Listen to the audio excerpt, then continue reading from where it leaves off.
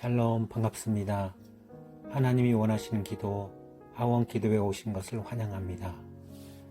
지난번 영상에서는 우리의 유일한 구원자는 바로 예수 그리스도시며 그분은 우리의 위로자 되신다고 배웠습니다. 예수님 이전 시대에는 율법을 따라서 희생제사를 드렸는데 그 희생제사로는 완전한 제사함이 없다고 배웠습니다. 하나님은 사람이 가지고 있는 죄를 단번에 해결하기 위해 하나님의 아들 독생자 예수를 이 땅에 보내셨습니다. 그리고 그분 예수님은 사람의 죄를 대신 지고 골고다 언덕을 오르셨고 십자가에서 물과 피를 흘림으로 우리의 죄를 사해 주셨습니다. 이 시간에는 그 예수님이 어떤 분이신가를 알아보도록 하겠습니다. 먼저 질문을 드리겠습니다. 가정에서는 누가 가장 중요합니까? 비슷한 질문입니다. 직장에서는 누가 가장 중요합니까? 그리고 학교에서는 누가 가장 중요하죠? 참 어리석은 질문 같습니다. 가정, 직장, 학교를 구성하는 모두가 중요합니다. 가정에서는 아버지가 중요하고 어머니가 중요하고 자녀가 중요합니다. 누구라도 한 사람이 없으면 참 많이 불편함을 느낍니다. 직장에서도 구성원 모두가 중요합니다. 사장이 더 중요하고 사원이 덜 중요한 것이 아닙니다. 학교에서도 마찬가지입니다. 선생님, 학생, 직원들 모두 중요합니다. 그래야 학교를 잘 운영할 수 있습니다. 구성원 모두 중요한데 각자의 역할이 있을 뿐입니다. 삼위일체 하나님도 마찬가지입니다. 하나님은 한 분이시지만 성부, 성자, 성령의 역할은 각 위대로 위격을 가지고 있습니다. 성부 하나님은 이 세상을 창조하시고 지금도 창조 질서 가운데 섭리하시는 분, 성자 예수님은 우리의 죄를 대신 지셨고 우리를 구원하시는 분, 성령님은 지금도 우리 마음에 내주해 계시는 분이십니다. 삼위일체 하나님은 모두 중요한 분이시나 각 역할, 각 위격이 있습니다. 그럼 먼저 예수님에 대해 자세히 알아보겠습니다. 예수님은 완전한 신이십니다. 예수님은 영원부터 하나님의 아들이십니다.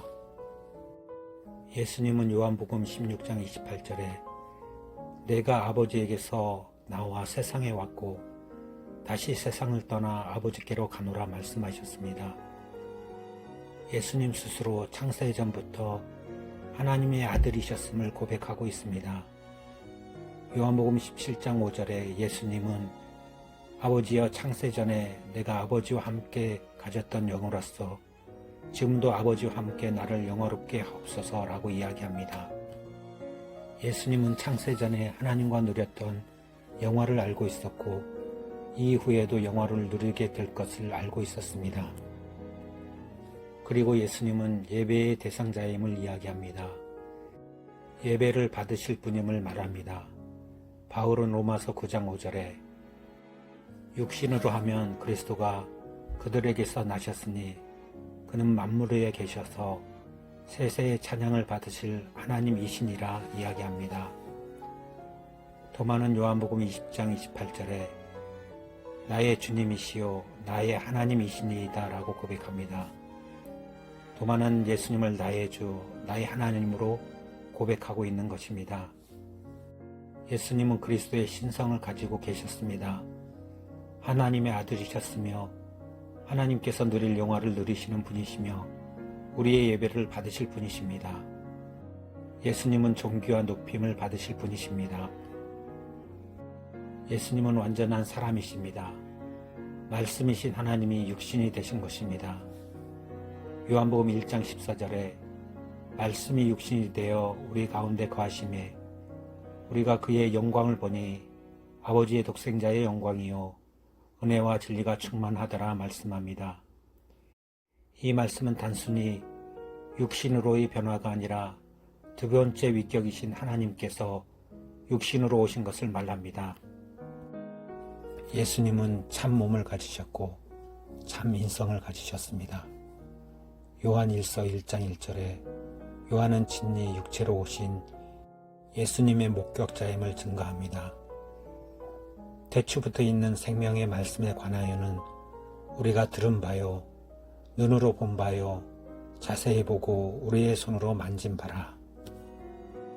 예수님께서는 실제 완전한 인성을 입으시고 인간의 육신을 입으셔서 피곤함, 허기, 갈증을 겪었을 뿐만 아니라 여느 사람처럼 지각의 성숙 과정을 겪으시고 인간이 가지는 희노애락의 감정을 가지셨던 분이셨습니다.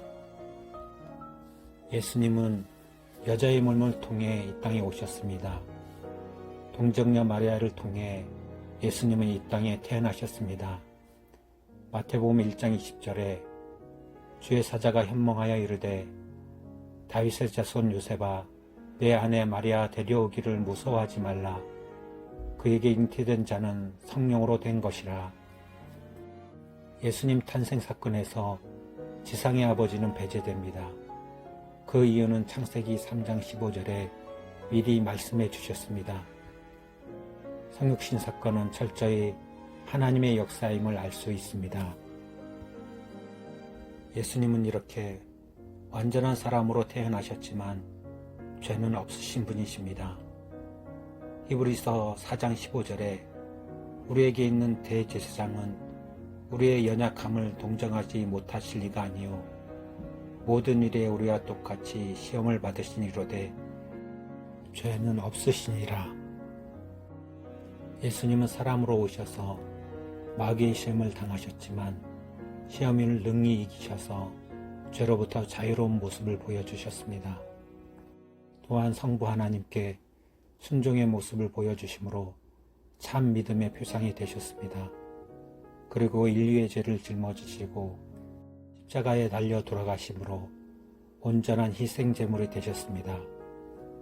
참 사람으로 오신 예수님만이 인간의 죄를 대신하여 온전한 희생제물이 되실 수 있습니다. 또한 참 신이신 예수 그리스도만이 모든 인류의 죄를 대속할 수 있는 능력을 가질 수 있는 것입니다. 예수님은 완전한 사람이셨으며 완전한 신이었습니다. 그리스도 예수님은 인성과 신성을 동시에 가지셨습니다. 다음 시간에는 예수님의 삼중직에 대해 알아보겠습니다. 기도하겠습니다. 우리의 죄를 사하시고 우리를 구원하기 위해 이 땅에 오신 예수님을 찬양합니다. 예수님은 말씀이 육신이 되어 이 세상에 오셨습니다. 이 땅에 오셔서 우리와 같은 삶을 사셨고 고난을 받으셨습니다. 이는 다 우리를 구원하기 위한 일이었습니다. 그런 예수님을 따를 수 있게 하옵소서. 예수님은 완전한 사람으로 오셨지만 그 안에는 죄가 없으신 분이십니다. 죄 없으신 분이 죄 많은 사람들을 대신하여 속죄물이 되셨고 십자가에 달리셨습니다. 그 큰 예수님의 십자가의 사랑을 늘 기억하게 하옵소서. 예수님, 지금도 세상에는 예수님의 사랑을 모른 채 육신적으로, 영적으로 죽어가는 사람들이 너무 많습니다. 구원의 손길을 허락해 주셔서 예수 믿게 하옵소서. 지금도 가족의 구원을 위해 눈물 뿌려 기도하는 성도들이 있습니다. 기억하시어 구원의 은혜를 허락해 주옵소서. 세상 권세 잡은 자가 아닌 예수님을 믿는 사람들이 많아지게 하옵소서. 우리를 여전히 사랑하시는 예수님의 이름으로 기도합니다. 아멘.